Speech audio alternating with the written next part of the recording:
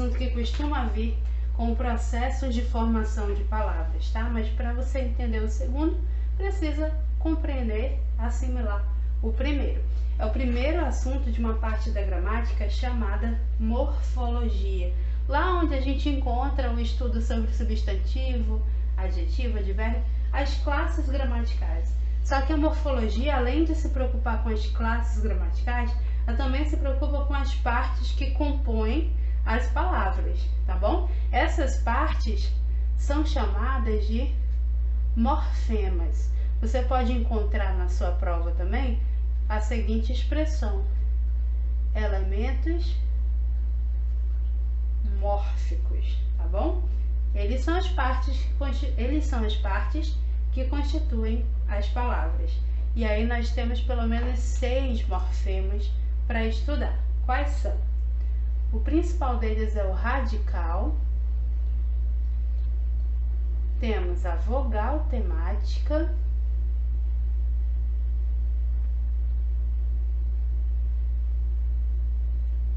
O tema, que é a união dos dois primeiros.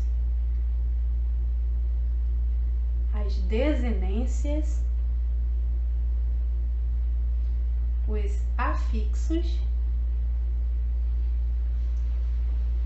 E as vogais ou consoantes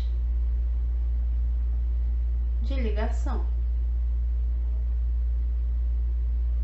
Vamos começar pelo estudo do radical, tá? Vamos lá. Gente, o radical é a parte fixa da palavra. É ele que contém o significado básico dela. E é ao radical que se acrescem outros elementos. Por exemplo, nós temos aqui o caso da palavra gato. A parte fixa da palavra gato você descobre se você tentar derivar outras palavras a partir dele. Então você pode formar, por exemplo, gata, gatinho, gatão, tem poucas possibilidades, né? Gatuno. E aí você vai descobrir que esse GAT aqui é a parte fixa da palavra, tá bom? Ela que a gente vai chamar de radical. Outro exemplo, você pega aqui a palavra terra. Ah, não sei qual é o radical da palavra terra. Como é que eu vou saber? Forme outras palavras a partir de terra. Por exemplo, enterrar, terraço. Liberdade corre solta aí. Aí você vai ver que essa parte aqui é a parte fixa, ou seja, ela se mantém tanto na palavra primitiva quanto nas suas derivadas. No caso aqui do substantivo é mais fácil. Quando em se tratando de verbo, aí a coisa complica um pouquinho, tá? Porque acontecem algumas mudanças aí, isso é natural, tá bom? Bom, em seguida nós temos a vogal temática. Essa questão do verbo que eu coloquei, esse problema que nós temos em relação ao verbo, nós vamos ver na videoaula do verbo mesmo, especificamente, tá? Gente, a vogal temática é a vogal que vem logo após o radical e ela prepara esse radical para receber outros elementos. Nós temos, por exemplo, a palavra, o verbo falar. Se você colocar aí, vamos lá, quero descobrir o radical primeiro, né? Sempre parto dele, tá? Para descobrir os outros morfemas. Vou colocar falamos. Nós falamos. Aí eu descobri que a parte fixa da palavra é esse FAL aqui. E aí percebam que depois de falar, eu tenho esse A, essa vogal, que se anexou ao radical. Detalhe muito importante, ok? Esse A de falar, ele não indica masculino, não indica feminino, nem nada, tá bom? No caso aqui de gato, por exemplo, ó, uma palavra que está no masculino singular. Então, a gente considera aqui que a palavra não tem gênero nem número, desinência zero, tá bom? Grau, por sua vez, aqui em gatinho, não é flexão, então não tem desinência de grau. O grau é indicado pelo sufixo. Já no caso de gata, esse A sim indica o feminino de gato. Então, não é vogal temática. não é função da vogal temática indicar masculino, feminino, singular, plural, aumentativo, diminutivo. Isso tudo que eu falei para vocês se chama flexão, tá? Flexão nominal. Aumentativo, diminutivo, singular, plural, masculino, feminino. Isso é o que a gente chama de flexão, ok? Quando a palavra permite. No caso aqui de falar, é fácil descobrir que esse A é uma vogal temática, uma VT, porque falar não é substantivo, então claro que não vai ter masculino e feminino, tá bom? Mas temos também rosto. Rosto também na nossa língua não tem masculino e feminino. Então, eu descobrindo aqui que o meu radical é esse rost, R-O-S-T, é claro que o O, nesse caso, vai ser uma vogal temática, tá bom? Agora eu quero descobrir do verbo vende, é só colocar embaixo, venderamos, venderes, venderá. Aí você vai ver que o radical é V-E-N-D. E esse já que não indica masculino, feminino, nem nada, é uma vogal temática, tá bom? Então, quando a palavra não possui essa oposição masculino-feminino, que é o caso de rosto, por exemplo, de vende, que é um verbo, essa vogal final, que é átona, ou seja, ela não é a sílaba tônica é essa aqui, ó, tá bom? Ela é vogal temática. Então, os nomes terminados por vogal tônica e consoante não possuem vogal temática. Por exemplo, dor. Ok? Qual o radical de dor? Se você colocar aqui no plural também. Dores. Tá? O radical de dor é dor mesmo. Tá? Esse radical se mantém aqui em dores. Você não vai dizer que esse S é uma vogal temática. Que o é uma vogal temática. Tá bom? É porque é a sílaba tônica. Continuando aqui, vamos falar do tema. Tema. O que é o tema? É a união do radical com a vogal temática.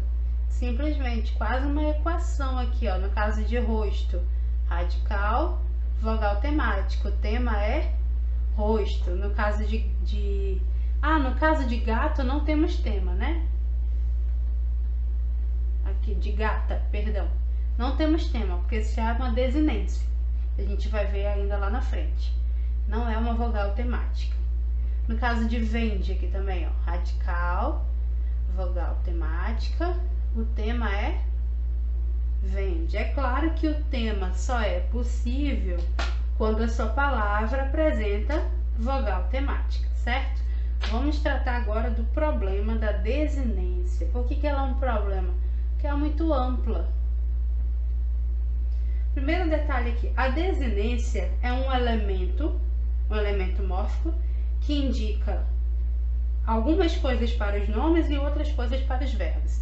Então, para saber se uma palavra tem desinência ou não, aliás, para analisar qualquer palavra, tá? Qualquer palavra, em qualquer questão de língua portuguesa, você tem que ver se essa palavra é um verbo ou não.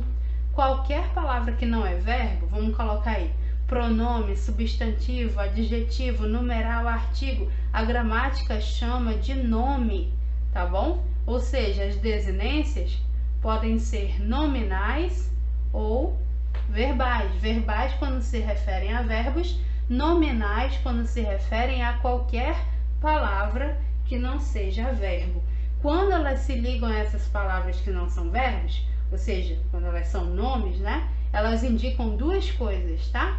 Essas desinências indicam então gênero e número. O que é gênero, gramaticalmente falando? É masculino e feminino. O que é número? Singular e plural. Simples assim, tá bom? Agora, quando a palavra é verbo, você vai ter uma desinência, você pode ter uma desinência verbal. Aí a sua desinência verbal, ela pode indicar o modo do verbo. Assista lá a aula de verbo para você saber o que é o modo. Indicativo, subjuntivo, imperativo, tá bom? Você tem que ver, ela tem que indicar também o tempo do verbo. Presente, pretérito, futuro. Ela indica também o número do verbo. O que é número? Singular e plural. Pode indicar também a pessoa do verbo. Primeira pessoa, aquele que fala. Segunda pessoa, aquele que ouve. Terceira pessoa, aquele de quem eu falo. Tá bom? As que indicam modo e tempo, graças a Deus, se juntaram numa só, né? Que a gente chama de desinências modo-temporais, tá? DMT. As que indicam número e pessoa, a gente chama de DNP, número pessoal, beleza? Tá, assista lá a aula da estrutura do verbo, lá tem a explicação de cada desinência. Mas já adiantando alguma coisa aqui, vamos analisar a palavra gatas. Nós já vimos antes, tá bom? A gente vai fazer agora o que se chama análise mórfica. A gente vai descobrir o radical, a vogal temática, se tiver, o tema, se tiver. Aí a gente vai verificar a desinência, tá bom? Qual o radical? Ora, é só comparar com gato, gatinha, gatão, e aí eu vou descobrir que o meu radical é gate. Para que esse tracinho na frente? Que indica que é um pedaço de uma palavra. É por isso que a gente não separa a sílaba com tracinho, e sim com ponto, para diferenciar a divisão silábica da análise mórfica, tá? Esse A aqui, ó, ele indica gênero, então ele não é vogal temática. Não existe, a gente representa com esse sinal matemático aí do conjunto vazio, tá? Portanto, não tem tema, né? Desinência. Bom, a palavra é um verbo ou é um nome? Ela é um nome. Então, eu tenho desinência aqui, nominal de gênero, que é o A, está indicando. E eu tenho uma desinência nominal, porque a palavra não é verbo, de número, que é o S, tá bom? Que está indicando, no caso aí, plural, tá bom? Obviamente, né? Não existe desinência de singular. Eu sei que a palavra está no singular quando ela não apresenta desinência de número, desinência de plural, beleza? Continuando aqui, ó, no caso do verbo, vou colocar a palavra falávamos. Mas realmente essa parte do verbo não está completa, tá bom? Falávamos. Se eu fizer comparação com outras conjugações, fazendo aqui análise mórfica, eu descubro que o meu radical é FAL, tá? Eu tenho a vogal temática A, esse A acentuado aqui. Consequentemente, eu vou ter o tema, fala.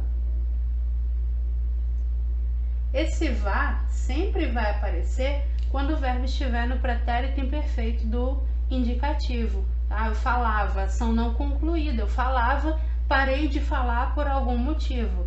Tá? Então, o vá é uma DMT, indicando tempo e modo. Já o nós sempre vai aparecer quando me refiro a nós.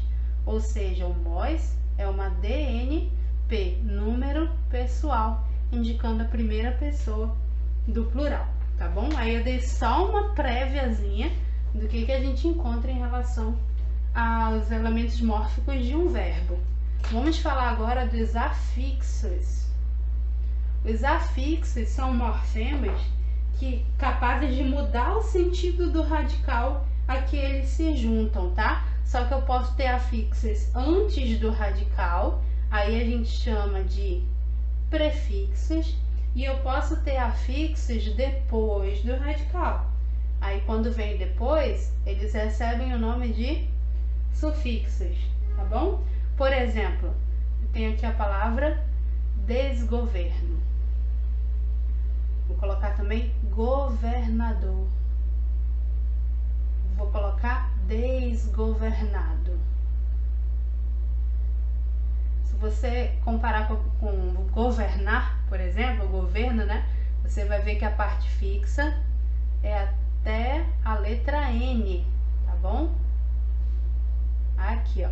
Beleza. E aí nós temos vogal temático, só aqui, né? Tem uma aqui também, tranquilo. Aqui na frente eu tenho um prefixo, já mudou o sentido da palavra. Governo para desgoverno, a gente tem aí uma ação contrária, né? Já em governador, Você formou uma nova palavra também, tá? Aquele que exerce o governo, né? Agente. Aqui eu já tenho prefixo e sufixo, tá bom? Então você pode anexar os dois até ao mesmo tempo. Aí você vai ver lá na aula de processos de formação de palavras, a derivação prefixal, derivação sufixal. Você forma realmente uma nova palavra. E aí nós temos as vogais e consoantes de ligação. Elas são usadas ocasionalmente nas palavras, só quando existe a necessidade mesmo, por uma questão de melhor pronúncia, tá?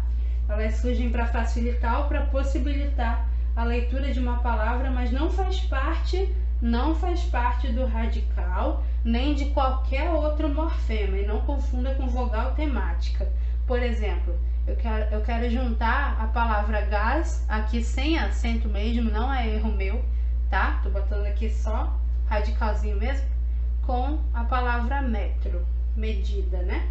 Eu quero juntar a palavra café, de novo, sem acento, de propósito, com o sufixo eira, a máquina que faz café. Quero juntar a palavra pau com o sufixo ada, dando ideia de ação concluída. Aí, eu quero juntar o radical da palavra alvo com o radical da palavra negro. Chá com eira, o mesmo processo lá da cafeteira. Quero juntar café com cultor, no sentido de aquele que cultiva café. Quando eu tenho que juntar essas palavras aí, surge, né, a necessidade de você botar uma vogal de ligação, ou uma consoante de ligação, para que a palavra tenha uma pronúncia mais agradável. Então, aqui no caso dessa primeira, nós vamos ter a forma gasômetro, que acaba ficando acentuada aí pelo fato de ser uma proparoxítona, tá? Aqui, ó, café mais eira, uma convenção social, uma tradição cultural, de repente, formou cafeteira, processo semelhante aqui a chaleira, tá bom? Aqui, ó, palmezada, paulada, o que determina se é consoante ou vogal? Ué, vogal, vogal, você vai botar consoante, consoante, consoante, você vai botar vogal, tá bom? Alvo mais negro formou alvinegro. Aí você, lembrando que o radical de alvo é até a letra V, né? Não houve uma substituição, e sim uma inserção de uma vogal de ligação aqui para poder pronunciar a palavra. E aqui, ó, cafeicultor. Ficaria assim, ficaria esquisito, né? Então, a forma adequada seria cafeicultor. Parecido com o que ocorre em inseticida, em que o I é uma vogal de ligação.